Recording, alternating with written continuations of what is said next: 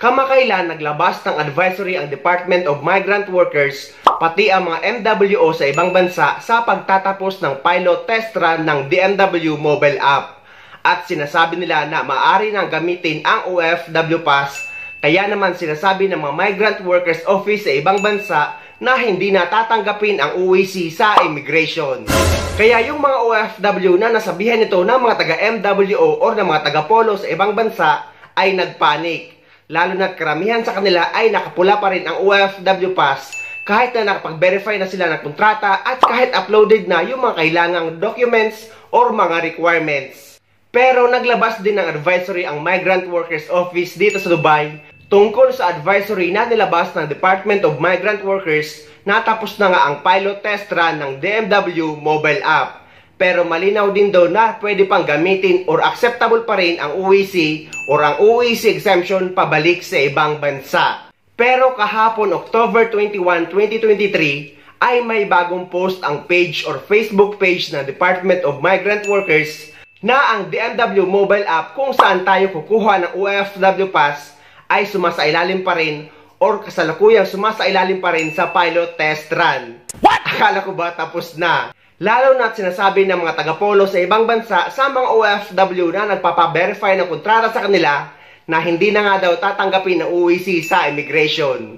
Ilalagay ko guys ang latest post ng DMW o ng Department of Migrant Workers sa description ng video na ito para mabasa nyo at para updated din kayo. Kaya sa mga OFW na patuloy na namomroblema or nai-stress dahil nga nakapula pa rin ang kanilang OFW Pass sa kanilang DMW mobile app, ay huwag na kayong mag-alala guys dahil is still acceptable at pwede pa rin gamitin ng UWC or UWC exemption pabalik sa ibang bansa.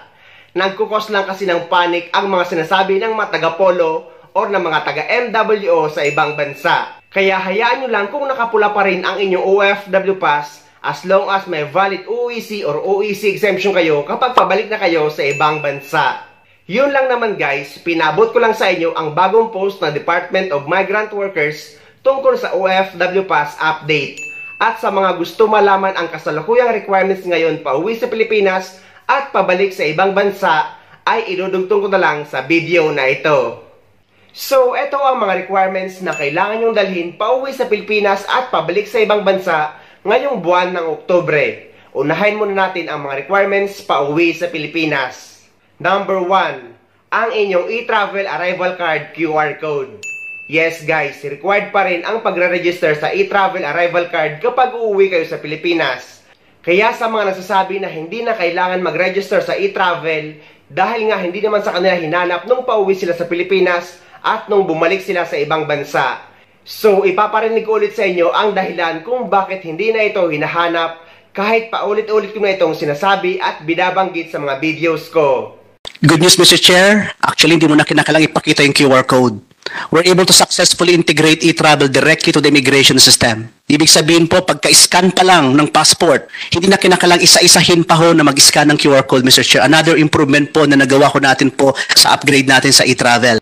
So, malinaw na kaya hindi na ito hinahanap dahil pag-scan pa lang ng passport nyo sa immigration, ay nakikita na ng immigration officer kung nakapag-register kayo sa e-travel or hindi. Number 2, ang inyong passport. Number 3, ang inyong ticket. So yan lang guys ang mga kailangan nyo kapag uuwi kayo sa Pilipinas. At sa mga nagtatanong naman kung kailangan pa daw ba ng vaccine certificate o kaya naman ng PCR test para sa mga OFW na unvaccinated. Ang sagot guys ay matagal na itong inalis dahil nga inalis na ang public health emergency sa Pilipinas. So meaning ay hindi na kailangan ng PCR test o kaya naman ng vaccine certificate kahit ano pa ang vaccination status nyo, mapa-vaccinated man kayo or unvaccinated. Makikita nyo rin yan na nakanote sa e-travel arrival card registration sa health declaration kapag nag-register kayo na hindi na requirements ang vaccine certificate o kaya naman ang PCR test kapag uuwi kayo sa Pilipinas kahit anuman ang vaccination status nyo. Sa mga OFW naman na nag-change employer, yung mga galing sa visit visa na nag-employment visa sa ibang bansa, yung mga nag-change job site, at yung mga may mga employment changes, for example, nag-change position at nag-change company name kahit pareho pa rin ang owner. May additional requirements kayo kapag uuwi kayo sa Pilipinas na Polo verified contract. Yes guys, kailangan nyo magpa-verify ng panibagong kontrata sa Polo Office sa bansa kung saan kayo nagtatrabaho para makakuha kayo ng updated OEC sa POA. Pero yung mga OFW na dati ng documented OFW na pumunta sa ibang bansa, meaning yung mga dati ng may OEC at babalik under the same employer na walang any employment changes, ay hindi na required magpa-verify ng panibagong kontrata dahil pwede na kayong mag-acquire ng OEC exemption sa inyong POPSBAM account at gagawin nyo lang ito online. At sa mga hindi naman marunong mag-acquire ng OEC exemption online, ay pwede kayong magsadya sa pinakamalapit na POA office sa lugar nyo o kaya naman ay dumaan kayo sa POA desk sa loob ng NAIA at bukas sila 24 oras at pwede kayong magpa-print ng OEC exemption sa kanila. At take note guys na ang pwede lang sa POA desk sa loob ng NAIA ay yung mga OFW na for OEC exemption lang. Meaning yung mga dati ng may OEC at babalik under the same employer na walang any employment changes. Pero yung mga OFW na may dalang Polo verified contract, for example, nag-change employer, ay sa mga POA branches kayo sa labas kukuha ng updated OEC nyo. Hindi kayo pwede sa loob ng NAIA o kahit saan mang international airport. Sa mga OFW naman na manggagaling sa Saudi Arabia at Taiwan, ay kailangan may dala kayong exit at re-entry visa. Dahil guys, madalas itong nababanggit ng mga OFW na galing sa Saudi at Taiwan. Dito naman kasi sa United Arab Emirates ay wala namang tinatawag na exit at re-entry visa. So yan ang mga requirements na kailangan yung dalhin pa uwi sa Pilipinas. At pumunta naman tayo sa mga requirements pabalik sa ibang bansa. Number 1.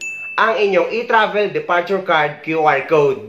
Yes guys, kagaya nga ng e-travel arrival card ay required pa rin mag-register sa e-travel departure card kapag pabalik na kayo sa ibang bansa. Dahil gaya nga ng sabi ko kanina, kapag scan pa lang ng passport nyo ay nakikita na ito sa system ng immigration, kaya madalas na hindi na ito hinahanap. At sa mga hindi marunong mag-register sa e-travel arrival card at e-travel departure card, ay may mga video tutorial ako na ilalagay ko sa description ng video na ito para hindi na kayo magkamali at para hindi na kayo mapunta sa scam na link. Dahil guys, inuulit ko na ang e-travel registration ay 100% free. Meaning ay wala kayong kahit anumang babayaran dahil libre ang pagre-register dito. At take note guys na ang pagre-register sa e-travel arrival card man o kaya naman e-travel departure card ay parehong 3 days before flight. Kahit anong araw basta sa loob ng 3 days bago ang flight nyo pa uwi sa Pilipinas or pabalik sa ibang bansa, pwede kayong mag-register sa e-travel. Number 2, ang inyong passport.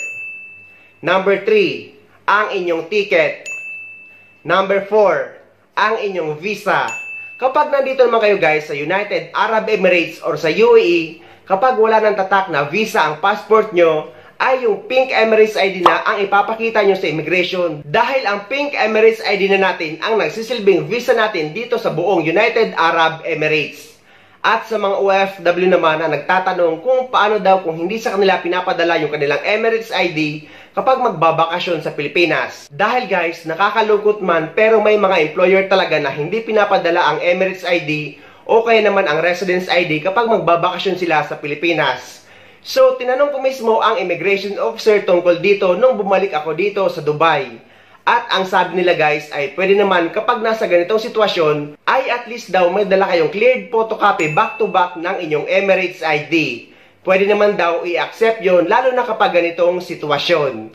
Number 5, ang inyong OEC or OEC exemption. Eto na nga guys, OEC or OEC exemption pa rin ang kailangan nyong dalhin pabalik sa ibang bansa dahil ito pa rin ang hinahanap sa immigration. Hindi pa pwede gamitin ang OFW Pass dahil hindi pa nga maayos ang DMW mobile app. Kaya mas safe kayo kapag OEC ang dala nyo. At kapag may katanungan naman kayo guys or pangangamba ay pwede kayo dumaan sa POA desk sa loob ng NAIA at bukas sila 24 oras. Sila lang ang makakatulong sa inyo. Number 6, ang inyong OWA membership. Guys, hindi naman hinahanap sa immigration ang OWA membership. Pero lagi kong sinasuggest na dapat lagi tayong active member ng OWA at dapat lagi tayong nagre-renew nito. Dahil hindi lahat ng mga OFW ay alam ang halaga ng OWA membership para sa ating mga OFW. So dapat lagi tayong nagre-renew ng ating OWA membership. Pwede kayong magbayad sa any OWA office sa Pilipinas o kaya naman sa OWA representative desk na matatagpuan nyo sa loob ng NAIA. So ayun guys, sana may nakuha kayong idea at sana nakatulong ang video na ito sa inyo. At sa mga hindi pa dyan nakasubscribe sa channel ko, please don't forget to subscribe my YouTube channel and please click the notification bell para lagi kayong updated sa mga upcoming videos na gagawin ko tungkol sa mga updates sa ating mga OFW. Mula dito sa Dubai, maraming salamat. See you next time.